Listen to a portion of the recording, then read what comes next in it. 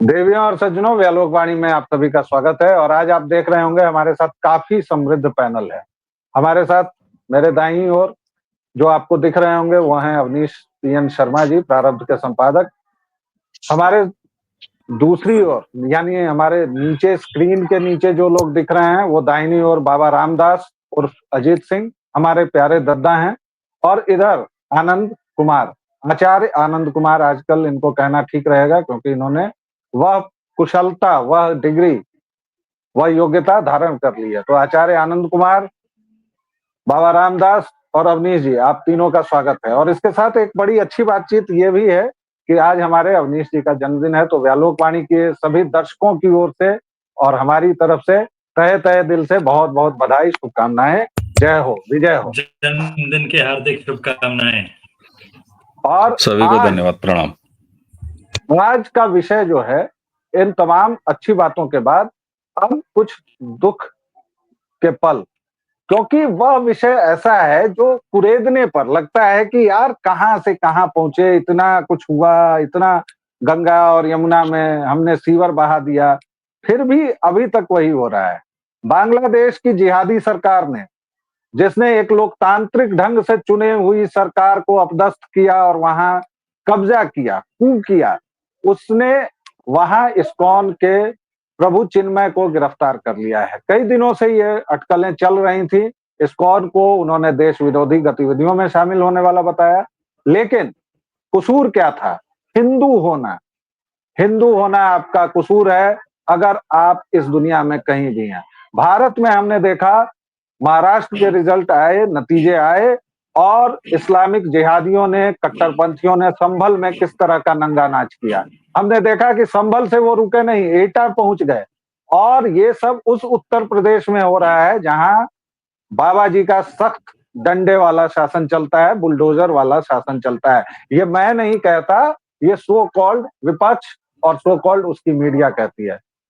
मेरा काम अभी आज की सभा में बस इतना बोलना था।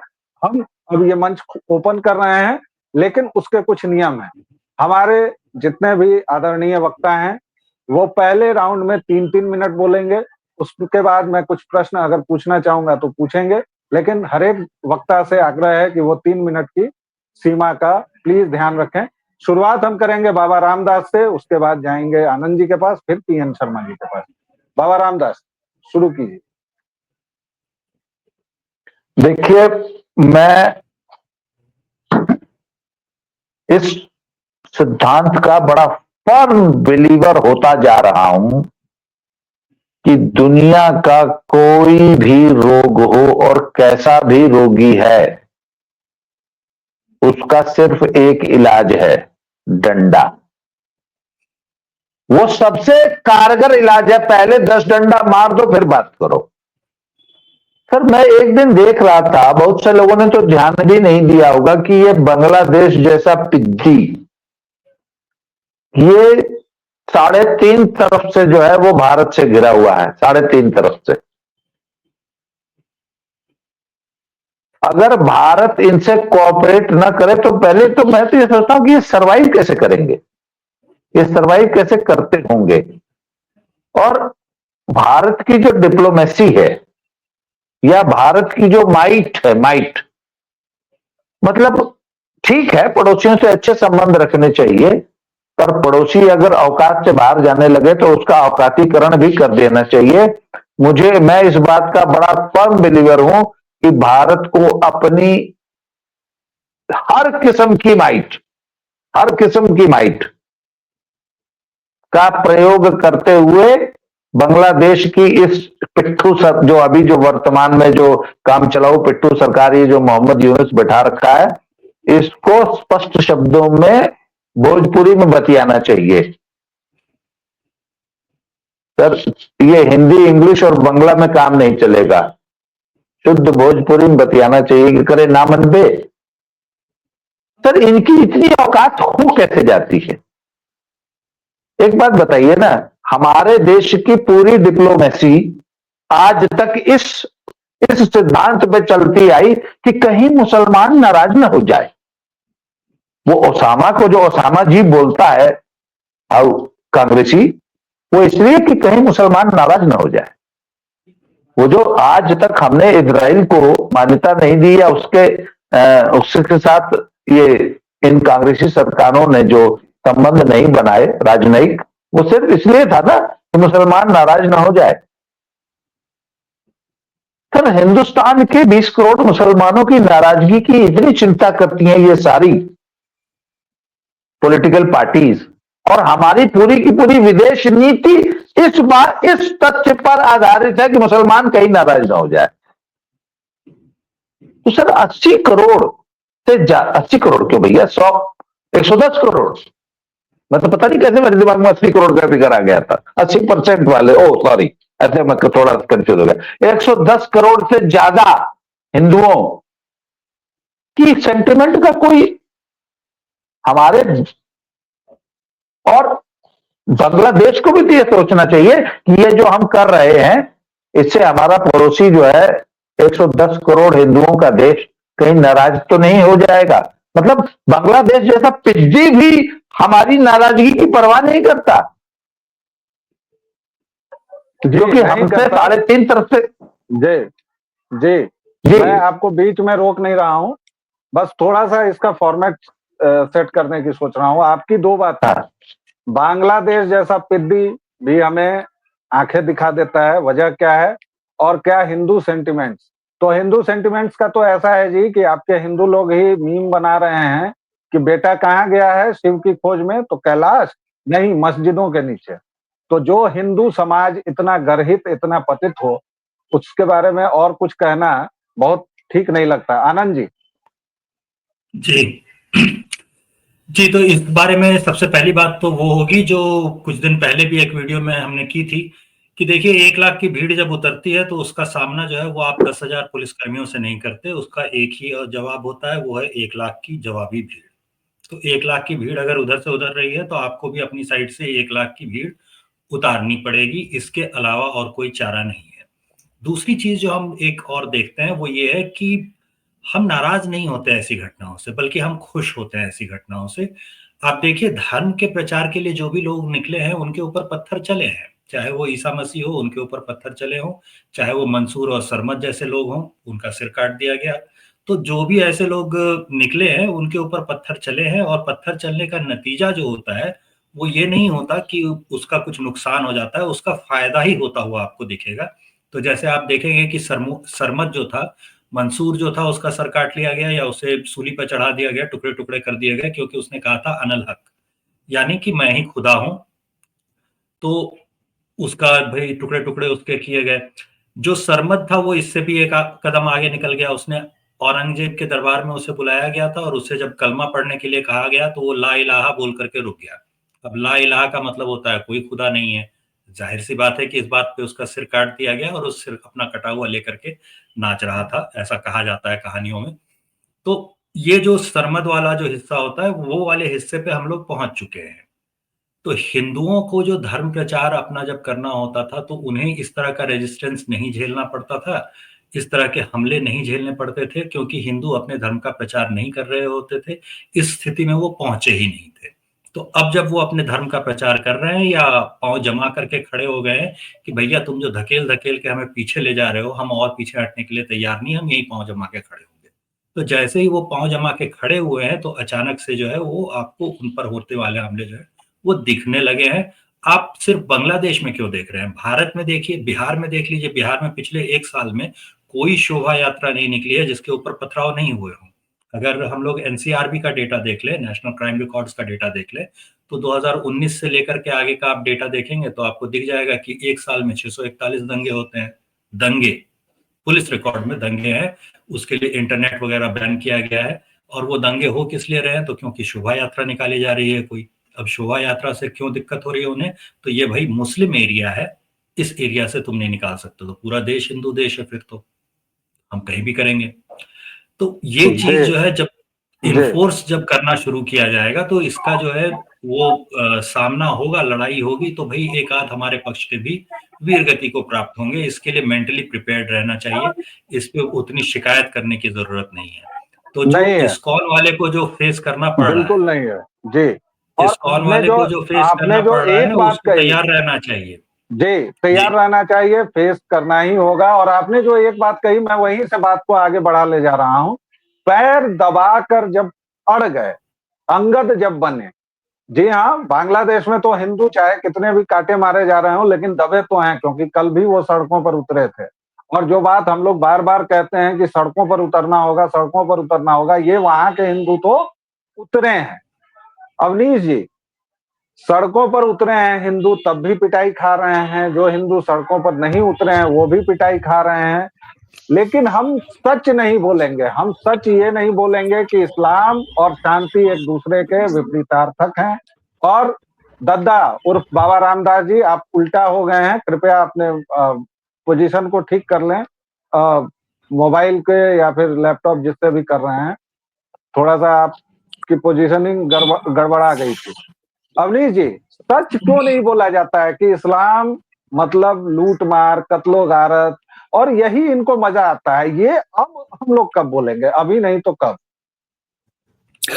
ठीक बात है साहब। देखिए, इससे पहले कि आपकी बात पे आऊं, 3 मिनट का ध्यान भी रखना है। जिस नियम को बताने में आपने लगभग 4.25 मिनट लिया था शुरू में। बहरहाल, बाबा रामदास जी मुझे लग रहा है कि अपडेट नहीं है। ये कह रहे हैं कि हम लोग इतना इज्जत क्यों करता है मुसलमानों का, हम लोग ये क्यों सोचता है कि मुसलमान बुरा मान जाएगा। भाई साहब, 2014 से इस देश में वो वाली सरकार नहीं है।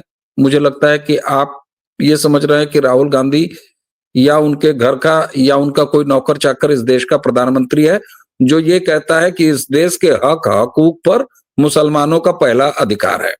और हिंदू तो दंगाई होता है, हिंदू आतंकवादी होता है, भगवा टेरर होता है। तो मुझे लगता है कि इस देश ने एक इतिहास कायम किया है कि इस देश का एक प्रधानमंत्री अभी बीता जो 15 अगस्त था, तो लाल किले से बोला बांग्लादेशी हिंदू। इससे पहले तो ये बोलना हराम था। दूसरा, उस प्रधानमंत्री को जिसने बोला कि बांग्लादेशी हिंदू उनकी प्रताड़ना मत करो, उसको चुन के भेजने वाले जो करोड़ों करोड़ों मतदाता हैं 2014, 19, 24, वो भी अब कायदे से बताते हैं। तो मुझे लगता है कि यह हिंदुओं का या सनातनियों का एक नव जागरण काल चल रहा है। और जिसमें जो मॉडल हम लोगों ने अपनाया है, अब कोई राजा तो आएगा नहीं। मुझे हंसी आती है, 14 में किसी ने कहा था 5000 साल बाद जो है एक हिंदू राजा आया है, तो हम खिखिया के हंस दिए थे, कहीं बैठे हुए थे। लेकिन लोकतांत्रिक मॉडल जो हमने चुना है, जिसमें व्यालोक जी एक बड़ा वो गणित बताते हैं कि 49 और 51 में पता नहीं कौन कितना पाता है, तो फलाने जो है उससे हार जाता है। अजीब सा मॉडल हमने अपनाया है। तो अब ये भी 2014 के बाद ही संभव हुआ है कि हिंदू कहता है कि है हमारा मुद्दा है, उसके बाद अचानक हम कहते हैं नहीं नहीं, ये वाली डेमोक्रेसी दुरुस्त नहीं है, हम दूसरी डेमोक्रेसी करेंगे। तमाम मतलब मैं कभी कभी सोचता हूं कि मोदी जी के बगल में जाऊं और पूछूं, ए मोदी जी, आपको कैसा लगता है टट्टी खाना इस देश का बनवाने से लेके, हर घर में एक टट्टी खाना हो वो बनवाने से लेके विश्व गुरु बनाने तक का जो है वो ठेका, मेरे मुंह से ससुरा निकलने जा रहा था। हालांकि ये कोई अश्लील शब्द नहीं है, गाली भी नहीं है। अब आता हूं आपकी बात पे, हम कब इस्लाम पे बात करेंगे सर? हम कब अपना पेट भरेंगे? हम कब अपने हिंदू होने पर बात करेंगे? हमने क्या सारे चैप्टर बतिया लिए, पूरा कर लिया, सब कुछ हो गया? बिसात यही है कि जिसको 5000 साल के बाद एक हिंदू राजा का चुटकुला सुनाया गया था 2014 में नरेंद्र मोदी की शपथ लेने के बाद, उसको कितने % मैक्सिमम वोट मिले हैं उसकी पार्टी को अब तक? कै % सर? 36, 38, 40 तक खचकुर फेंक देते हैं। 50 मिल जाए तो अगवाड़े पिछवाड़े सब जगह हम लोग गुलाल पोत के नाचने लग जाएंगे। बिल्कुल सर, अभी हमारे पास अपने मरहले बहुत हैं, और सिर्फ अपने मरहले ही नहीं है। जैसे ही 2.5 मिनट हो, हमको लग रहा है 5-7 मिनट तो हो ही चुका है, लेकिन जैसे 2.5 मिनट हो तो ऐसे बोल दीजिएगा, फिर हम रुक जाएंगे। हालांकि ये मेरा सौभाग्य है कि एक हिस्सेदार जो है कम हो गए हैं। हाँ, अब इसको भी अब कहते हैं ना क्या, मतलब ये मेरे साथ नेचुरल फेवर हुआ है मैं आ ही रहा था और दर्शकों श्रोताओं, अवनीश जी ने बड़ी बुद्धिमानी से मुझ पर जो एक मानसिक दबाव बनाया कि 2.5 अब ये मिनट जो फिर मैं देखिए, इस बात को कहने के लिए दर्शकों ने 2.5 मिनट 2.5 लेंगे। मिनट जो बोला उसको इन्होंने 4 मिनट बना दिया। लेकिन खैर, आप अपनी बात दूसरे राउंड की भी पूरी करें, फिर आनंद जी, और उसके बाद अगर बाबा का कनेक्शन हो गया है तो आनंद जी अभी आपके पास आऊंगा। अवनीश जी प्लीज। आनंद जी, अवनीश जी की बात को अगर करें हम लोग, तो हमारे अपने मसलों पर बात कब होगी? क्या हिंदुओं की सारी समस्याएं सुलझ गई? नहीं सुलझी हैं। लेकिन मैं केवल ये बोलता हूं कि कालीन के नीचे कब तक बुहारेंगे? आनंद जी और दद्दा और अवनीश जी, सबसे शुरू करेंगे आनंद जी से।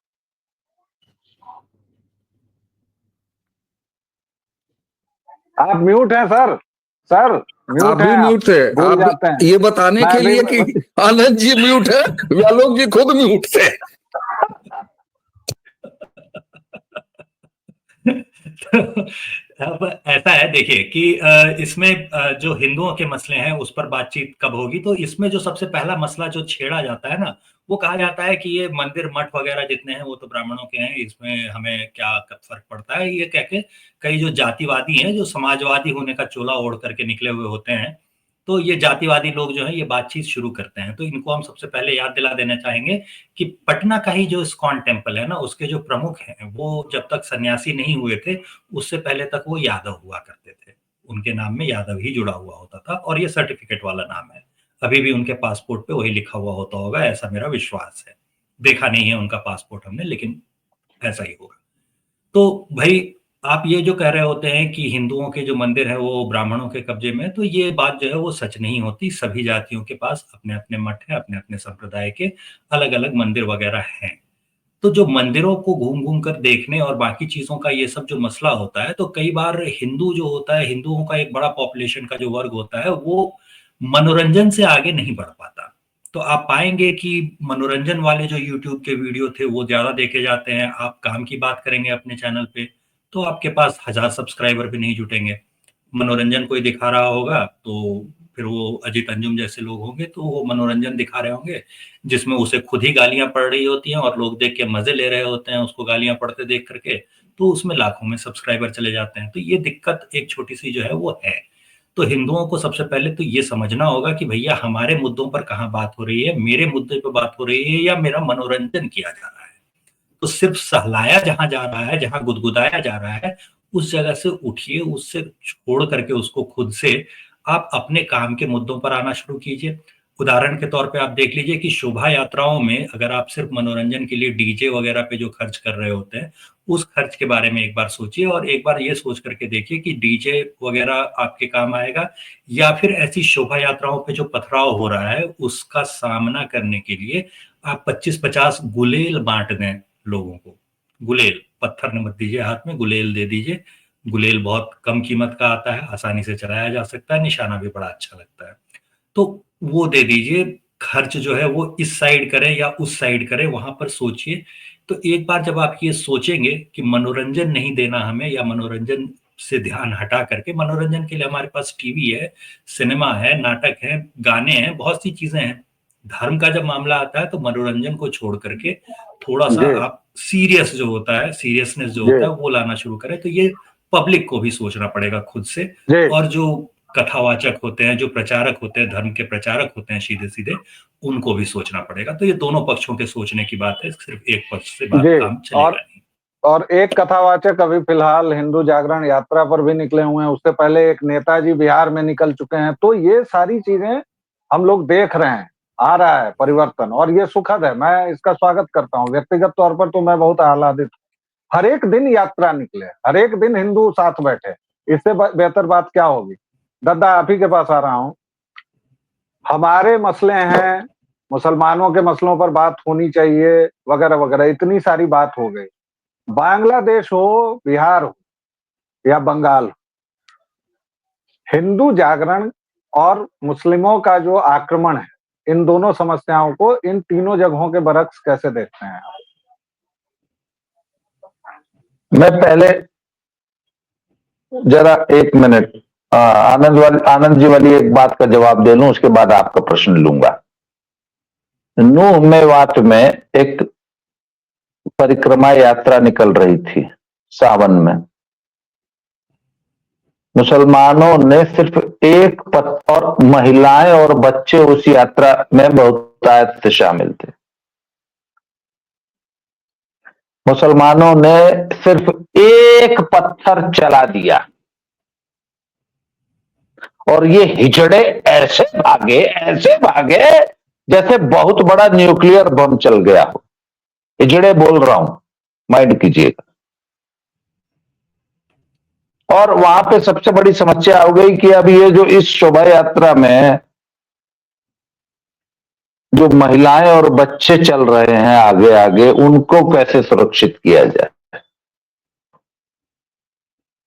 ये तो है आपकी शोभा यात्रा की औकात, समझे। और अगर ये गुलेल चलाएंगे, ये हिजड़े सिर्फ ताली बजाते हैं और लहंगा उठा के नाचते हैं। किस हिजड़े के हाथ में आपने तलवार देखी है? तलवारें लेके शोभा यात्रा निकालनी शुरू कीजिए। महिलाओं बच्चों को बोलिए घर बैठो, कौन तुम्हारी सुरक्षा करेगा।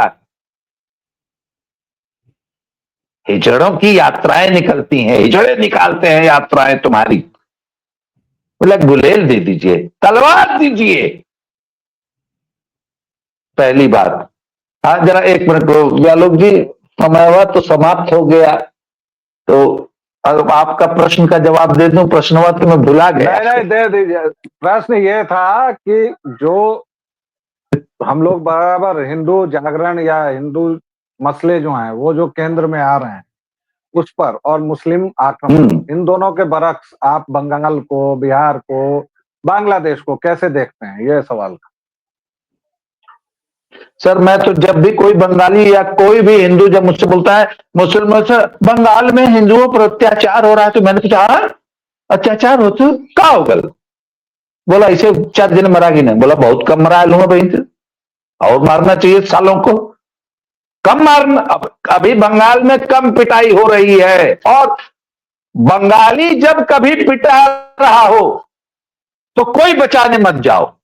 बोला साले हम क्यों आए? अभी सब दुनिया भर का कह रहा था ना कि ममता बहुत डिफेंसिव है, ममता बहुत डिफेंसिव है, बंगाल में हो, अस्पताल में हो, फलनवा हो गया, सब पता नहीं क्या क्या हो गया। एक औरत जो थी वैसे रणचंडिका बन के डांस कर रही थी, सब गांव हिंदू जाग गया। मियां 5 सीट जितवा दिए सब बम पर। तो बंगाल का हिंदू वो पिटाई डिजर्व करता है, और मैं बंगाल के मुसलमानों से, जिहादियों से रिक्वेस्ट करूंगा कि प्लीज अभी तुम्हारी पिटाई में वो बात मजा नहीं आ रहा है, थोड़ी बढ़ाओ। इससे जब तक ये स्वयं, सुनिए, जब तक आप अपनी रक्षा के लिए स्वयं खड़े नहीं होंगे कोई नहीं आएगा। आना भी नहीं चाहिए। कोई बचाने जाए तो उसको भग। बिल्कुल जी, आप जब तक स्वयं के लिए खड़े नहीं होंगे कोई आपकी रक्षा करने नहीं आएगा। अवनीश जी, कोई नहीं। आप फिर से मेरे ऊपर तंज कर सकते हैं, लेकिन ये बात बतानी दर्शकों को जरूरी है कि बाबा के मुंह से जो कुछ आशीर्वचन निकले हैं, दर्शक श्रोता आप जान लीजिए कि वो सन्यासी जब व्यक्ति हो जाता है, जब वानप्रस्थी हो जाता है, तो उसके लिए कुछ शब्द गालियां नहीं रहते हैं, वो आशीर्वाद स्वरूप हो जाते हैं। इसलिए वो गालियां नहीं है, उनको आप उसी परिप्रेक्ष्य में देखें। वैसे भी साला तो अब भाई यूट्यूब से लेके और पता नहीं कहाँ कहाँ चल रहा है, तो वो गाली वगैरह नहीं है। अवनीश जी, आपने तमाम बातें सुनी और आपके हिसाब से मैंने भी कुछ कुछ बोल ही दिया है बेईमानी करके। आपके पास पूरे 6 मिनट हैं, please conclude the session.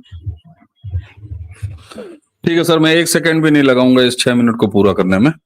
Sir अब चूंकि आनंद भाई के कही बात को भी मैं भी मतलब उसी बात को पहले एड्रेस करना चाहता था, लेकिन अब थोड़ा सा मैं संकोच में हूं कि बाबा जी ने जो है ऑलरेडी बड़ी मजबूती से उस आनंद जी की कही बात को एड्रेस कर लिया है, तो अब मैं करूं कि नहीं करूं।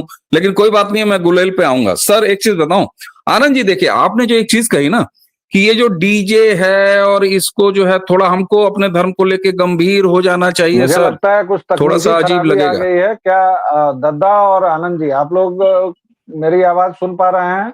अवनीश जी आपकी भी आ रही है, शायद अवनीश भाई बिल्कुल की सुन भी आ रहे रही हैं, है, सुन रहे हैं, अवनीश भाई की साफ बिल्कुल साफ आ सुन रही रहे है। हैं। कोई तकनीकी खराबी नहीं है। अच्छा, अवनीश भाई आ गए, अवनीश भाई आ गए, ठीक है, ओके जी, कंटिन्यू। नहीं नहीं, अवनीश भाई कहीं गए नहीं थे और इस बहाने आपने फिर कुछ सेकंड मार लिए मेरे। बहरहाल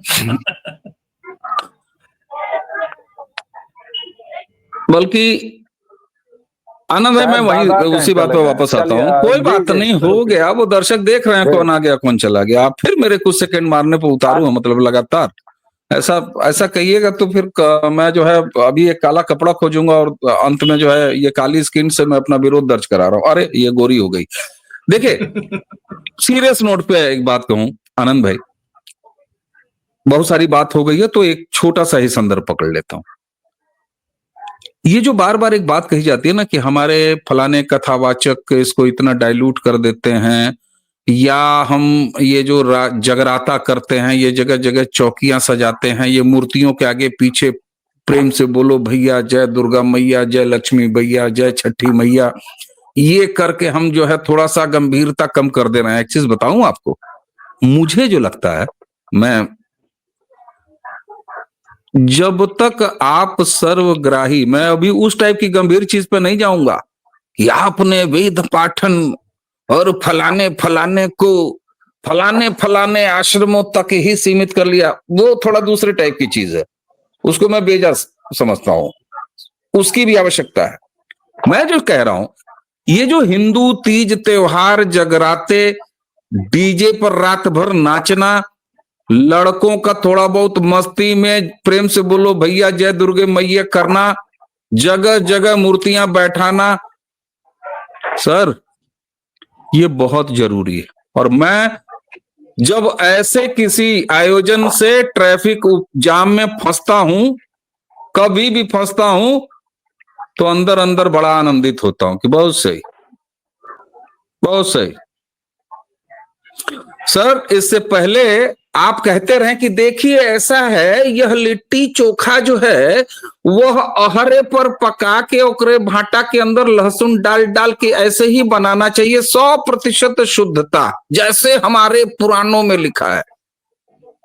इससे पहले कि आप ये कर पाए और इतनी बाध्यता लगा दें और लड़का खाना छोड़ दे लिट्टी चोखा, इससे बहुत बेहतर है उसको ओवन में पका के एल्युमिनियम फॉइल में उसकी कुछ स्टफिंग में बदलाव कीजिए और उसमें कुछ छोहारा वहारा भर के उसको उत्तपम वाले दोस्त के सामने जो है काउंटर में उतार दीजिए मैदान में।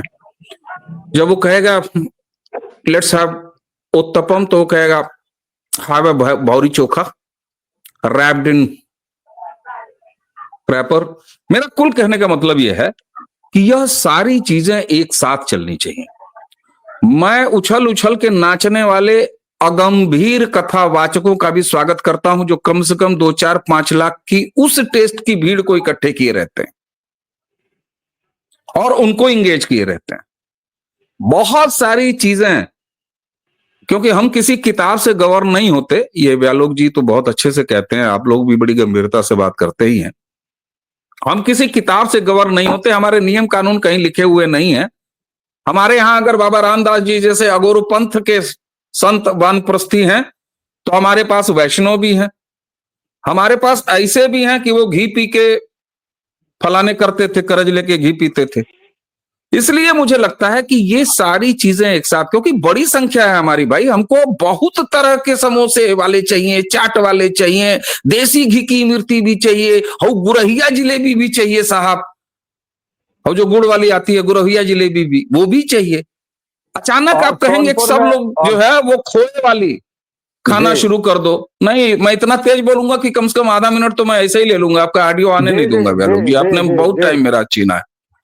तो मुझे लगता है कि जैसे बाबा जी कहे ना कि हर तरफ से बौछार होनी चाहिए, तो उसके क्रम में यह भी है कि जिसको जो टेस्ट भा रहा है उसको उस लाइन पर लाने दीजिए। हर तरह का, मैं थोड़ा सा इसको अजीब भाषा में और ये समझाने में अगर मैं बाजार का शब्दावली इस्तेमाल करूंगा तो मुझे कोई दिक्कत नहीं होती है। हर तरह का प्रोडक्ट, हर तरह का माल, हर तरह का आइटम, हर तरह की एमआरपी का साजो सामान रखिए, कोई दिक्कत नहीं। तो मुझे लगता है कि ये सारी चीजें लगातार होती रहनी चाहिए। और बांग्लादेशी हिंदुओं को इसलिए सलाम, क्योंकि थोड़े हैं, इकट्ठे हैं, यहाँ जाते हैं, उनको कम समय लगा हमसे, यहाँ पर और ज्यादा समय लग रहा है, लेकिन समय काम यहाँ भी हो रहा है। और बाबा जी ने कहा ना कि तलवार लेके निकालिए, अरे साहब मैं कहता हूं 2 उंगलियों का इस्तेमाल सीखिए, और वो हम सीख रहे हैं। कई तरह के माल प्रोडक्ट होने चाहिए और साथ में बांग्लादेशी हिंदुओं को नमस्कार, नमन। शायद बांग्लादेश में तबाही वहां तक पहुंच गई है कि अब हिंदुओं को समझ में आ गया है। हमारे यहाँ 1947 हुआ, 1990 कश्मीर हुआ, बंगाल हुआ, बिहार हुआ, शोभा यात्राएं हुई, थोड़ा बहुत रेसिस्टेंस आ रहा है, अभी बहुत कुछ बाकी है, लेकिन हर एक तरह का। अवनीश जी ने जो बातें कही हैं दर्शकों श्रोताओं, उन्होंने कुछ नहीं किया है, बस जेन जी के हिसाब से पैकेजिंग कर दिया। जैसे उन्होंने मेरे बहुत टाइम खाया, तो अब मैं भी 1 मिनट टाइम खाऊंगा, कि उन्होंने एकम सत विप्रा बहुधा बदंती, या फिर वादे वादे जायते तत्वबोधा को उन्होंने लिट्टी और भौरी के रूपकों से समझाया है। लेकिन यही हिंदुत्व है, यही सनातन है। और इसी नोट पर लूंगा मैं एक विराम, करता हूं आप सभी विद्वज्जनों को प्रणाम, दर्शकों श्रोताओं को अभिवादन। मिलेंगे अगले वीडियो में, तब तक के लिए जय सिया राम। जय श्री राम। जय जय श्री राम। जय श्री